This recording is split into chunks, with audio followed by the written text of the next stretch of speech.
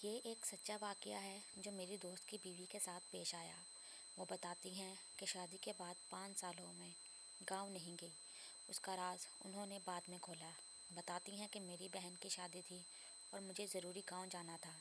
اس سے پہلے بھی کئی دفعہ گاؤں جانے کا ارادہ کیا، لیکن پھر ملتوی کر دیتی کیونکہ میرا دل نہیں کرتا تھا۔ لیکن اب بہن کی وجہ سے جانا پڑا۔ جب وہاں پہنچی تو وہاں ایک رونق لگی ہی۔ اگلی صبح رشتہ داروں سے ملنے نکلی تو راستے میں کسی نے میری چادر پکڑ لی پیچھے سے۔ پیچھے مڑ کر دیکھا تو میرے سامنے ایک فقیرنی کھڑی تھی جس کا میلا لباس، خشک ہونٹ، گندے بال تھے۔ اس کو دیکھ کر مجھے ایک جھٹکا لگا کہ یہ تو وہ تھی جس کے حسن پر پورے گاؤں کے لڑکے فدا تھے، جس کے سر سے کبھی دوپٹہ نہیں اترا تھا، مگر آج وہ دوپٹے سے بے نیاز کھڑی تھی۔ میں اسے پورے 5 سال بعد دیکھ رہی تھی۔ وہ میری بہترین دوست صبا تھی، جس سے میری 17 سال پرانی دوستی تھی، جس کے بغیر میرے بغیر اس کا دل نہیں لگتا تھا اور نہ وقت گزرتا تھا، جس کی وجہ سے میری بڑی بہن میرے سے چڑھتی تھی کہ مجھے لگتا ہے کہ میری جگہ اس نے لے لی ہے، اور کہتی تھی کہ تم میری کم اس کی سگی بہن زیادہ ہے۔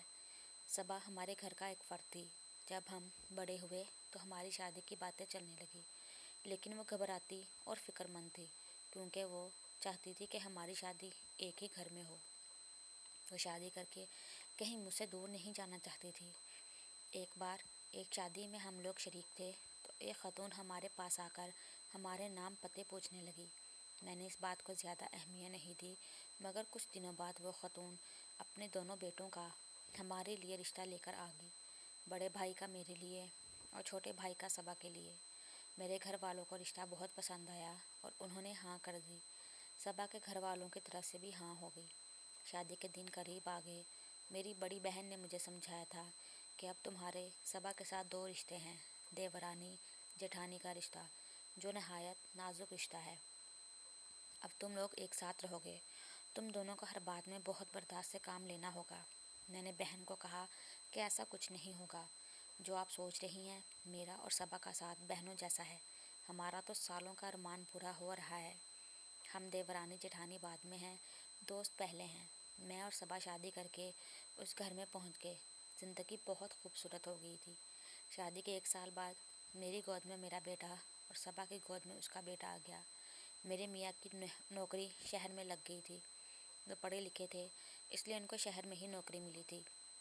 وہ ضد کر رہے تھے کہ میں اور میرا بیٹا ان کے ساتھ شہر چلیں، جبکہ میرا دل کسی صورت شہر جانے کے لیے راضی نہیں تھا۔ آخر میرے شوہر شہر چلے گئے۔ جب وہ آتے تو خوب سارے تحفے لاتے۔ ہماری ایک بیٹی بھی ہو گئی۔ میرا بیٹا 4 سال کا ہو گیا تھا۔ جس گھر میں ہم رہتے تھے اس گھر کے بیچ میں ایک چھوٹی سی دیوار تھی۔ ایک حصے میں اور ایک میں صبا رہتی تھی۔ یہ حصے تو بس نام کے تھے، ورنہ ہم اکٹھے رہتے تھے۔ میں دوبارہ امید سے ہو گئی تھی، مگر صبا کے ہاں ایک بیٹے کے بعد دوبارہ اولاد نہ ہوئی۔ اس بار میرے شوہر نے ضد پکڑ لی کہ تم میرے ساتھ شہر چلو، یہاں اکیلی کیسے رہو گی، اور بڑے بیٹے کا داخلہ بھی اسکول میں کروانا ہے۔ میرے سارے سسرال والوں نے بھی کہا کہ وہ ٹھیک کہہ رہا ہے، ناشکری مت کرو۔ سب کے سمجھانے پر مجھے مجبور ماننا پڑا، مگر میرا دل خوشی نہیں تھا۔ طے یہ پایا کہ میں ولادت کے بعد شہر چلی جاؤں گی۔ جس دن یہ فیصلہ ہوا اس دن صبا میرے پاس آئی اور اداسی سے بولی کہ تم چلی جاؤ گی تو میرا دل کیسے لگے گا۔ میں نے اس کا ہاتھ پکڑ کے اس کو سمجھاتے ہوئے کہا کہ انہوں نے وعدہ کیا ہے کہ وہ ہر مہینے مجھے تم سب سے ملوانے آتے رہیں گے۔ اس نے کہا میں تم کو بہت یاد کروں گی۔ میں نے کہا کہ شہر کون سا دور ہے، تم مجھ سے ملنے آ جایا کرنا، میں بھی آ جایا کروں گی۔ پھر وہ میرے گلے لگی۔ ہم دونوں بہت اداس تھے۔ کچھ وقت گزرا، میرے ہاں چھوٹے بیٹے کی ولادت ہوئی۔